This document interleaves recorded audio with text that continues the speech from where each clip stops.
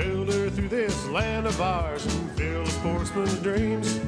Enjoy what nature holds for us, her bounty never ends. Getting back to basics with the practical sportsman. It's always an adventure, no matter where we go. From a favorite hunting spot to the hottest fishing hole. Outdoor life we all can share with family and friends. We'll do it all together with a practical sportsman. We'll do it all together with a practical sportsman. Hello, sportsmen. The opening day of firearm deer season is the biggest hunting event, not only in Michigan, but in states around the country. The numbers of white-tailed deer hit an all-time high in the 1990s, which goes to show that we hunters carefully protect and nurture the populations of the animals we hunt. We also go to great lengths to develop tactics and products for more successful hunting. You stay tuned. I'm Fred Trost with deer hunting ideas for the practical sportsman.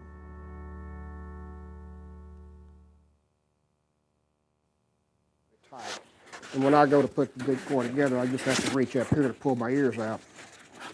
Dave Berkeley originated the Featherflex decoy, and he showed me how to use them during a workshop at the museum. Now, the ears, aren't the ears the really important part of the decoy? Yes, they are. And it's one of the things that we would love to be able to get people to understand more about, is that as we talked about aggressiveness and emotional responses in turkeys, you have emotional responses and you have key points like that in deer as well. No, I'm looking at what you're doing here. That's how you shape it, huh? Yeah, I just cross-rolled it. Just roll it the other way. Yeah. And, okay, now I want to see how you recommend you pull the head on there, and that's the Featherflex deer decoy with no legs. Now, you can put, you can have the head in an up position, you can have the ears in basically a relaxed position. If you really want to get something stirred up, you can put the ears up in an alert position like that. If you want to make something mad, roll them back, put them in an aggressive position, lay them back. On a Featherflex decoy, the white parts of the deer are painted blaze orange for safety. Tests have shown that a deer's eyes apparently cannot differentiate between blaze orange and white, so the blaze orange color is not a drawback the way many hunters used to think. You tend to set these right on the ground, on a high place, or? Well, the most important thing for any decoy to be able to work is it has to be seen. So if you want the decoy to be seen, if you're hunting fairly open woods, I'll use the decoy on the ground and bedded if I'm using a single decoy. Now, I'll do a couple of things. I mentioned turkey hunting when I was talking to these folks a few minutes ago. I mentioned movement. Mm-hmm. Movement is real important for a turkey to be able to see a decoy. It is critical for a deer, absolutely critical. You have to be able to use movement away from yourself, because the minute that you move, you draw attention and you focus that attention on yourself. It's one of the big fallacies, in my opinion, of people who hunt in tree stands. A lot of people get 20 feet up a tree, they feel like they're bulletproof and invisible. Can't nothing see me, hell, I'm 20 feet in the air. And they fail to realize or fail to think about the fact that at 200 yards, 300 yards, they're less than 1 inch in a deer's field of vision. No, that deer can't see you when he's right under the tree. However, when he's 300 or 400 yards from you, he sees you real well every time you move. And if you move, you're seen. And I would say that the average hunter who probably sees 1 or 2 deer a day from his deer stand is probably seen by half a dozen or more that he never sees, because they pick up the movement long before you do. The other question to ask yourself is, how many deer do you see in the woods that you don't see because of their movement? That it's not movement that attracts your attention to that deer to begin with. So how does this play into the decoys now? Well, what I do with movement on a decoy is I always try to put something around the decoy that moves. Like what? I'll use a feather tied to a string. I'll use a piece of tissue paper. I'll use a silk handkerchief. Anything like that that I can put that'll flutter or move in the wind. Because it's movement. It attracts attention to that area. And once the attention is attracted to that area, then they can spot a decoy in it. So you would put this in a branch or? A branch above the deer. I've hung feathers off the nose or around the ear or whatever like that, sure. Anything that'll thought of that. attract attention. But there's two reasons for that attention. You've attracted attention to the decoy first, but you've done one thing that's a whole lot more important than that. Taking it off yourself. You've got it. That's exactly what you've done. You have focused that deer's attention now where you want it. He's not worried about everything else in his environment. He's concerned about that one spot over there. What about the reaction of deer? I find it especially with does. They come into a doe decoy and they're unnerved by the fact the doe doesn't move. Exactly. They try to deke it and they stomp. And Sure. And a buck will do exactly the same thing. A lot of times, particularly if a buck approaches from the back or from the side, you'll watch him. That neck will stretch out just as far as he can get it, trying to wind it, trying to smell it. And he'll stretch and he'll stretch and he'll stretch. But what the key to that is, and you watch a lot of them, they'll stand over and they'll paw, they'll snort, almost bark, make noises. They're trying to get the decoy to acknowledge the fact that they're there. We do a couple of things to alleviate that. One is I'll use a turkey decoy. Most places in this country today, whitetails and turkeys occupy the same range. I'll put a turkey decoy out in front of this deer decoy by 10 steps, and I'll put it out there because that turkey decoy will move in the wind. I've done two things. I've put movement out there that attracts attention to the area, and I've given this decoy something to look at. And when the decoy has got something to look at and something to respond to, then there's no reason for it to move. One of the biggest problems with any decoy is the fact that they don't move. You're exactly right, because a doe deer in the woods, if you've spent time watching them and you know I'm telling you the truth, a doe deer never stands still unless she's alert to something or concerned about something. Otherwise, that tail's going, that head's going up and down, the foot's stomping something. She moves constantly. She never stands still unless she's alert. Now that's opposed to a buck. A buck, for no reason at all, will stand and absolutely go stock still for 10 minutes at a time. Drive you nuts. But does don't do that. Does move constantly. So anytime you set a doe out there, and that's one reason this decoy is bedded, because the bedded position is a much more relaxed position and much less movement is expected from that position. The other thing is, if you want the decoy up, and I use the decoy up in thick brush a lot. I'll set it on a deadfall. I'll set it on a small bush, just drape it over the top of it. One of my favorite tricks is to find a little sapling, about 1/2 inch, 3/4 inch in diameter, make one cut in it at waist height and just break it down. Lay the top out on the ground, and where I've got a spike sticking up, just stick the head of the decoy over that, trail the body out along the top of the sapling, and it works fine. What a deer reacts to is they react to the head and the shoulder. Head and the shoulder? Think about the way the Indians used to hunt deer. The Indians used to stalk deer with nothing but a head and cape, and they stalk antelopes exactly the same way. You mean just with it like a mask almost? Almost exactly. You don't need to have all 4 legs and a complete body. That's not what the animal reacts to. They react to the face, they react to the shoulder. Thanks to Dave Berkeley, we know a little more about using decoys as a practical tactic for deer hunting.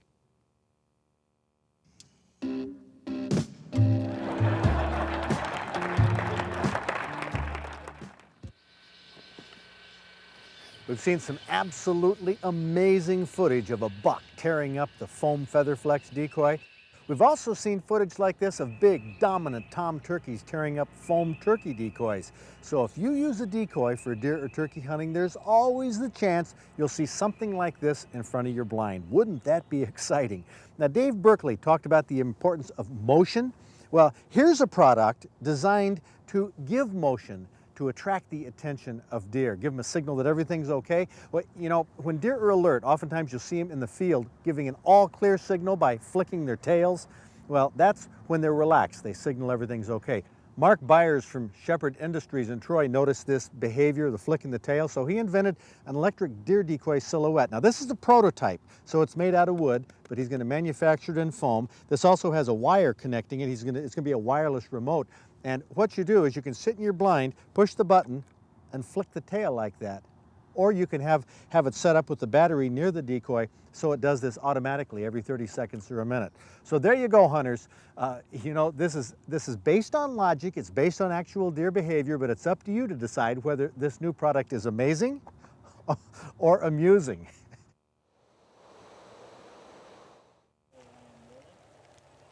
When I talk about gearing up for the outdoors, I'm talking about gearing up for all kinds of weather. This weather right here now is crummy, lousy, terrible. But opening day for you, or the day you choose to go hunting or fishing, could very well be a day like this. So what you do, here's one thing you can do. You can gear up in a rain suit. And the best rain suit to have is one with pants and a top part with, whoa, it's really coming down now, with a hood. The reason is if you just have a rain jacket and a cap on and the water goes down your neck, you're going to be miserable. You won't like your day. So that's one way you can gear up for bad weather. Dan, come on in here. Dan Swantek called me up a couple weeks ago. He's from Linden. He's sort of an inventor. Dan, you have, what do you call this on your back? It's my deer hunting and comfort. Deer hunting and comfort blind. Turn around here now. You'll have to describe these things to me. We have here looks like a part of a milk carton riveted to the bottom of, what, a chair? Yep, that's it. Where'd you get this chair? Just a plastic chair I bought out at a hardware store. Okay, a hardware store chair.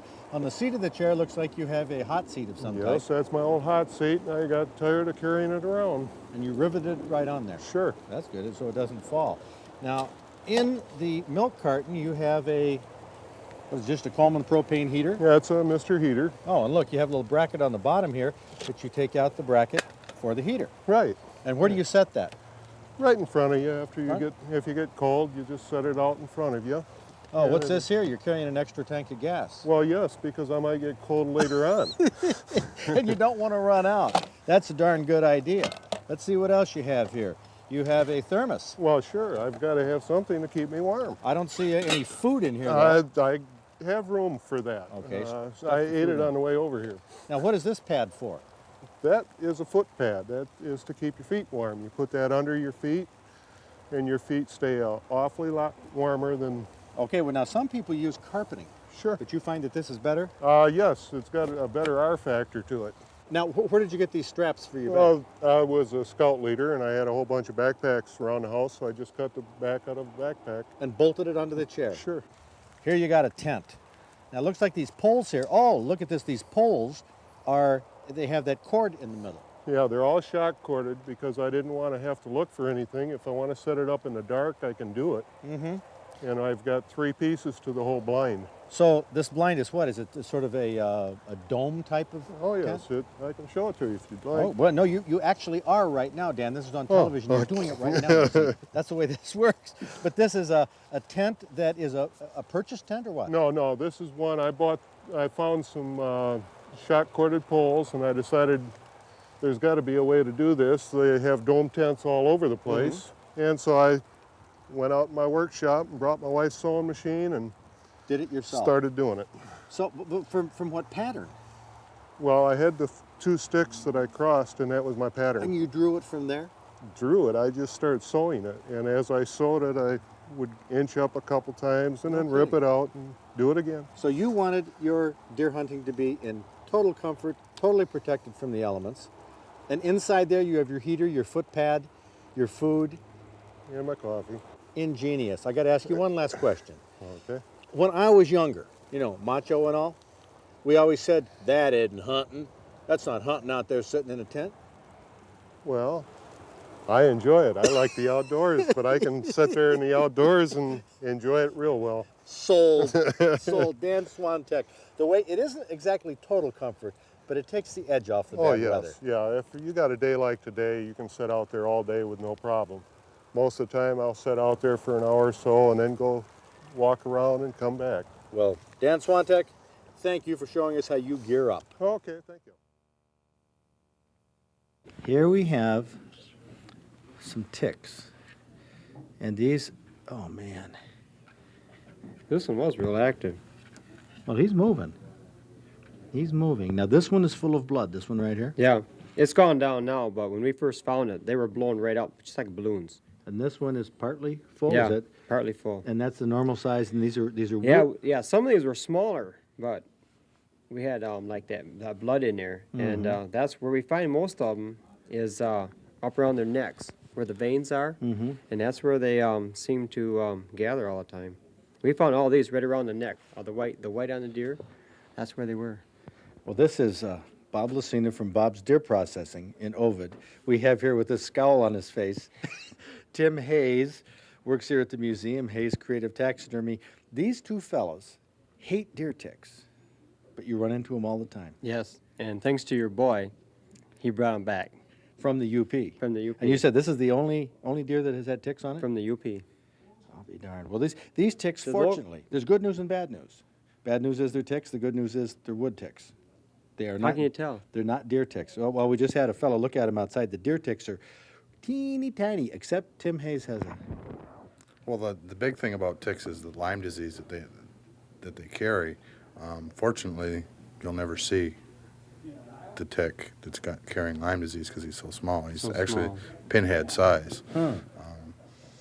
But they tend to hang out in groups together, and So where you find wood ticks, you're likely to find deer ticks? yeah, there's the good possibility of it. Huh. So these are actually. So not- these have no disease, no Lyme disease, you would No, figure. they're not Well, they supposed say to. the smaller ones well, are the ones that carry them, but, but they like get Tim so said, huge. they're the size of a pinhead. I mean, Yeah, they're they're very, small. very small. So these are the traditional wood ticks, and you can get these all over you up in the Upper Peninsula. Around Crystal Falls, boy, I've seen them out there mushroom hunting in the spring when they're thick. It's, But these will, if you get these, let that crawl on your skin, he'll burrow. He'll burrow right in He'll go there. right. Oh yeah, he'll go right outside. You'd have to burn him out or cover Burn him 'em in out. Vaseline and then he'll back out. But you know what we ought to do just for fun? We ought to put one of these in each of your beards and see how long it takes. why don't we just put it in your mustache? No, we could put it. That's the perfect thing about the top of my head. You can put ticks there and find them immediately. Oh man, they're gruesome critters. Everybody has a universal same reaction to these. Yeah, mine is to cut them in half with a razor blade.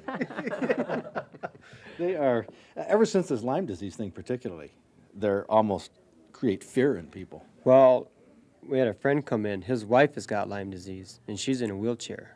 Oh, gee. From the Because Lyme disease? From it, yes. Nothing And to they have monkey spent thousands of dollars trying to cure that, and they don't know where the end is. Lyme disease is no joke. It's debilitating, it's serious, and it's very difficult to diagnose. But it is carried by those little teeny pinhead-sized deer ticks you can barely see. Now, if you're concerned about these deer ticks, gloves and protective clothing won't necessarily help. These ticks can jump and crawl all over. But there is one product on the market that repels ticks on contact for a long period of time. It's called Permanone. You treat your clothes with it, let them set for about 2 to 4 hours, and it lasts on your clothing for up to 2 weeks. If you're concerned about Lyme disease from deer ticks, this would be your best bet if you'd rather be safe than sorry. Weird. But I thought you'd like to see that, and Yeah. Could you itch right between my shoulder blades there? Yeah, I got a right real there. bad itch. Well, great. Back in the bag they go. but you don't want to just keep them out for display, right? No, I don't think so. If you're looking at the art of taxidermy in deer mounts, you can see, well, here's 3 mounts in Tim Hayes' taxidermy shop here at the Practical Sportsman Museum.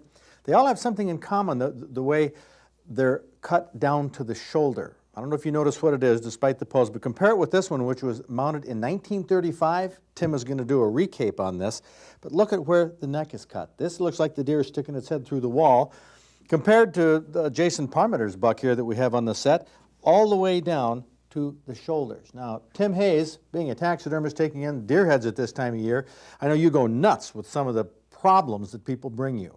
See a lot of misused deer. Now, I was always taught, as I read the magazines when I was a kid, that what you want to do is cut the hide down the back of the head and take it to your taxidermist, skin it out, sort of help him a little bit. Right, that's the old method of doing deer heads. Anymore, we like to do what we call a no-sew. We actually skin the deer, peel the skin down like you were removing a sock, and then the only incision that is made in the actual deer head itself is right on top of the head. So you don't have, of course, that cutting up the neck, that's what deer processors do. Deer processors love to cut all the way down the front. It makes it a really fast, easy skin job for them, but it makes for a terrible sew job on And then you have a seam up there that can open up. Right, I mean, you get cut hairs, it's almost impossible to re-sew that and hide it. Now these modern mounts they're down into the shoulders here. Where would, just say you had to cut your deer in half or take the top part to you, the taxidermist. Where on the deer, how much hide would you want to leave? I like to, if you have too much hide, you can always cut it off. So I always like to go back in well behind the front leg. Behind the front leg. Behind the front leg. And I bet most people want to cut it in front. Yes, most cut it here or somewhere up too far where they're going back then to a neck mount rather than a nice full shoulder. Yeah, it gives you the 1935 look. Right. Now, one last thing, what about salt? Salt's bad news for immediate work on a deer. It draws the moisture out of the skin itself, and then you've got a wet skin. That's where bacteria starts to form. That's where you have hair loss and slippage. And So what do you do? just get it in the freezer. So what somebody wants to do to bring a deer to you is preferably bring the whole thing and let you skin it, then take it to the processor. Make sure they have enough hide on it. Don't salt it. Keep it frozen if possible, and let you do that skinning work. Right. Makes it a lot easier. The more I do for them, the better job they're going to get. And you won't end up with one of these jobs that looks like it was done in 1935. You never guessed the name of this one. It's called D.D.L. Don't Dump the Liver. Dick Rabowski from Indian River came up with this one. And this is venison liver, right, Dick? That's right. And relatively fresh with onions.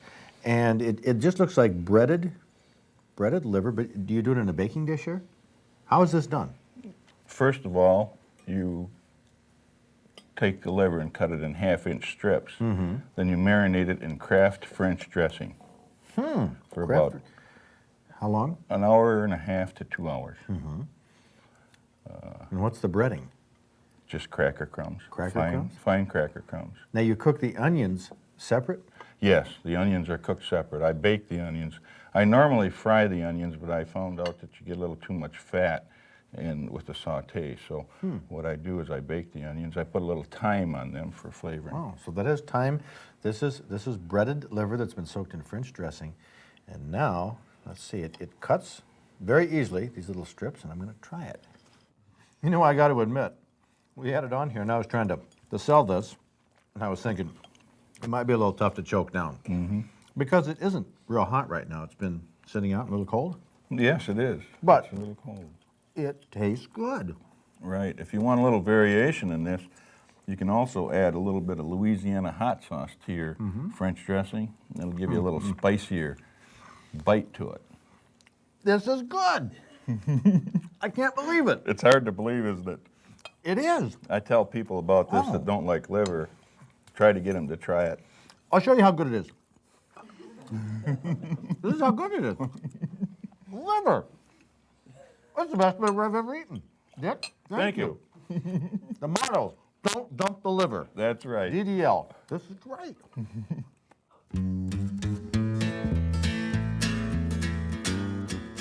The Practical Sportsman magazine is a companion to the TV show. It can Oh, I love talking about deer hunting. The anticipation of opening day is the most exciting time of the year. I have one final tip though before we all head to deer camp. I wrote an article in the Practical Sportsman magazine called Never Lay It Down. The point is, if you lay your knife down in the woods for any reason, you're liable to forget it.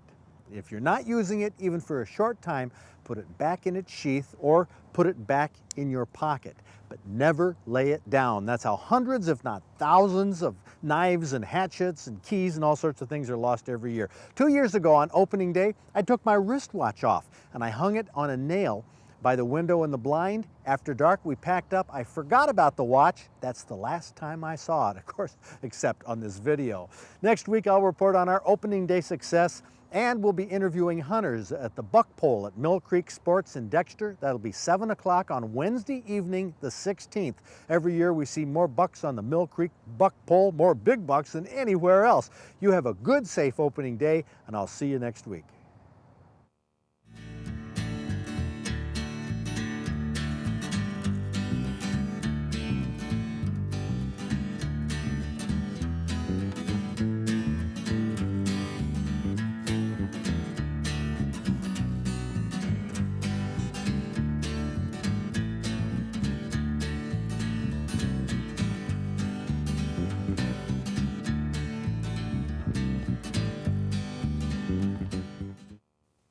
You grunted this in without a grunt call. Yep, I did. He was probably around 300 yards away from me, and I seen him run away, and I didn't know what I was going to do, so I had seen grunts before, and so I just went, bleh, like that, and he turned around and looked. Hold it. Do that again.